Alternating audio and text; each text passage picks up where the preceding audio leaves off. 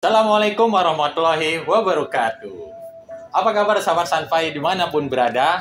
Kembali bersama Rama di Sanfai Ngopi, Ngobrol Properti. Ya, alhamdulillah pada hari ini kita bersama ditemani oleh Mbak Eca. Mbak Eca adalah seorang praktisi KPR yang selalu mengurusi proses pembelian rumah di Sanfai Properti. Nah, pada saat ini kita akan berkesempatan mau mengobrol tentang bagaimana sih cara memproses KPR atau memproses pembelian rumah di Sanfai Properti. Nah, selamat datang Mbak Eca. Ya, Pak Rama. Alhamdulillah. Nah, Mbak Eca nih, ya, perlu kita ketahui ya, artinya semua konsumen yang ingin memiliki rumah, membeli rumah itu rata-rata tidak bisa membeli rumah secara cash Ya, karena banyak sekali kendalanya ya. Nah, rata-rata orang membeli rumah secara KPR nih. Nah, cuman kita perlu tahu nih, apa itu KPR? Nah, mungkin Mbak Eca bisa jelaskan KPR itu apa sih, Mbak Eca? Oh iya, Pak Rama. Secara garis besarnya ya, Pak Rama, Ya. KPR adalah salah satu alternatif bagi kalian yang ingin memiliki rumah, namun belum memiliki uang tunai yang cukup. Nah, fasilitas ini tentu akan memudahkan banyak orang tentunya untuk memiliki rumah sendiri melalui jalur kredit dan tanpa harus ngontrak lagi, Pak Rama. Ibaratnya bayar rumah kayak bayar kontrakan. Masya Allah, berarti ini bisa menjadi alternatif nih buat orang-orang yang masih ngontrak, ingin pengen punya rumah. Jadi bisa melalui KPR rumah. Nah, Mbak Eca, kalau kita mau KPR rumah nih, kan ada beberapa persyaratan ya Mbak Eca ya. Kira-kira persyaratannya apa aja sih Mbak Eca untuk KPR rumah ini? Oh iya, Pak Rama, betul. Nah, salah satu syarat untuk memiliki KPR atau KPR rumah itu yang pertama minimal umurnya harus di atas 21 tahun. Yang kedua, harus melengkapi data pribadi meliputi KTP, NPWP, kartu keluarga, dan buku nikah bagi kalian yang sudah menikah. Serta yang ketiga, melengkapi data pekerjaan meliputi slip gaji, rekening koran 3 bulan terakhir, dan surat keterangan kerja. Oh begitu, berarti persyaratannya itu dia bisa kelompokkan menjadi dua ya. Artinya persyaratan data pribadi dan persyaratan data pekerjaan. Nah, oke Mbak Eca, dari persyaratannya itu kan ada beberapa nih jenis-jenis KPR. Nah, kira-kira KPR jenis-jenis KPR-nya itu apa aja sih Mbak Eca? Oh iya, sebenarnya kalau jenis KPR itu ada banyak yang Pak Rama. Cuman kalau di Sanfai Properti ini kita pakai dua jenis KPR Pak Rama. Yang pertama itu KPR developer atau KPR yang dibiayai langsung oleh developer kepada nasabah. Yang kedua, KPR perbankan atau KPR pembiayaan rumah yang dibiayai melalui perbankan. Tentunya perbankan syariah Pak Rama kalau di Sanfai Properti. Oh begitu. Jadi ada dua ya persyaratannya. Persyaratan jenis KPR-nya adalah KPR developer dan KPR perbankan. Tinggal para konsumen memilihnya mau yang mana. Jadi itu biasanya ada beberapa persyaratan masing-masing ya. Ya, sesuai kebutuhannya masing-masing.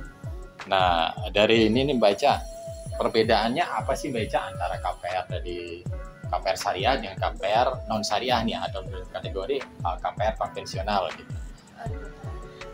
Kalau KPR syariah itu Pak Rama itu KPR pembiayaannya yang sudah jelas angsurannya dari awal sampai akhir, baik nominalnya, cicilannya, dan tenor-tenornya. Selanjutnya untuk KPR syariah ini kita akan menggunakan akad murabahah atau akad perjanjian jual beli. Jadi di situ jelas Pak Rama baik dari akadnya, harga rumah, berikut biaya-biaya apa yang akan dikeluarkan ke depannya sampai pelunasan rumah sudah jelas tertera saat akad. Kalau untuk KPR konvensional itu total jumlah biaya yang akan kalian keluarkan atau akan nasabah keluarkan dari cicilan awal sampai cicilan akhir cenderung fluktuatif atau tidak tetap. Secara garis besar, kalau KPR syariah itu tidak voting, kalau KPR konvensional itu voting alias mengikuti suku Bank Indonesia. Jadi angsurannya sampai rumah lunas pun belum jelas nih berapa nilai rumahnya. Oh begitu, baik baca. Berarti tinggal tergantung lagi kepada nasabah mau yang konvensional atau yang syariah. Pilihan kembali lagi kepada konsumen masing-masing ya Mbak Eca ya. Betul, Pak Rama. Nah, dari pembelian tadi KPR kan ada juga nih Mbak Eca. Saya pengen KPR nih, tapi usia saya 30 tahun atau 25 tahun atau 40 tahun misalnya ya.